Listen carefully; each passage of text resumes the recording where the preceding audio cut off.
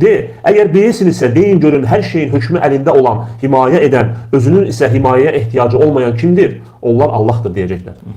Bəs necə olur ki, aldanırsınız? Demək, bu Mü'minun surəsi 84-cü, 89-cu ayələr. Və bu ayələrdən görürük ki, başqa bir ayə var. وَلَاِنْ سَأَلْتَهُمْ مَنْ خَلَقَ السَّمَاوَاتِ وَالْأَرْضِ لَيَقُولُنَّ اللّٰهِ Əgər onlardan soruşsan ki, göyləri və yeri kim yaradır? Deyəcəklər Allah.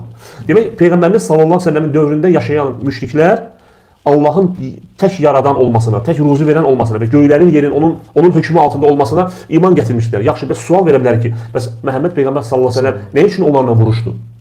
Niyə onları qəbul etmədi bunu onlardan? Halbuki Allah qəbul edirlər. Çünki bu kifayət eləmir.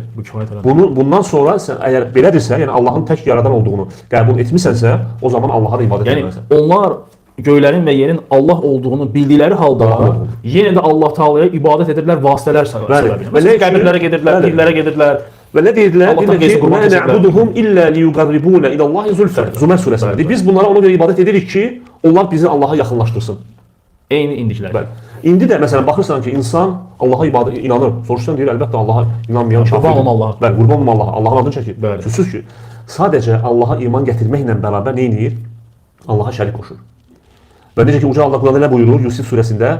وَمَا يُؤْمِنُ أَكْثَرُهُمْ بِاللّٰهِ إِلَّا وَهُمْ مُشْرِكُونَ Yəni insanların əksəriyyəti Allaha şərik qoşaraq iman gətirirlər.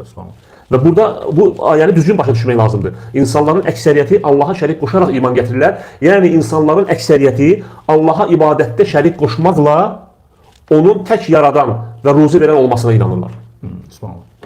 İman gətirirlər ki, Allah Teala tək yaradandır, tək ruzi verəndir. Amma bununla belə Allaha ibadətdə şərik qoşurlar.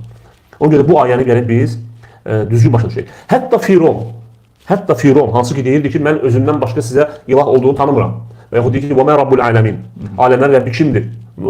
Hətta Firon belə Allaha iman gətirdi, qəlbində Allaha inanırdı. Necə ki, Allah Teala Musa'nın dili ilə buyurur ki, Musa dedi, sən artıq bilirsən ki, bunları yalnız göylərin və yerin Rəbbi açıq-aşkar möcüzə olaraq endirdi. Yəni Musa Firona deyir ki, sən bilirsən bunu. Və sonra başqa bir ayda nə deyir Allah Teala? Buna yəqinliklə inandıqları halda haqsızcasına və təkəbbürlüklə onları inkar etdilər. Nəml surəsi 14-cü ayə. Yəni onlar qəlblərində inanırdılar Allahın varlığına. Allahın da bilirdi ki, bütün bu möcüzələri Allah'a göndərir. Lakin nədir? İnatkarlığından onu qəbul edir. Ona görə də qeyd etmək istəyirəm ki, dönə-dönə Allahın yaradan olmasına inanmaq, Allahın tək ruzi verən olmasına inanmaq bu kifayət eləmir. Əgər belədirsə, ibadətdə də təkləşdirməlisən. Bəli.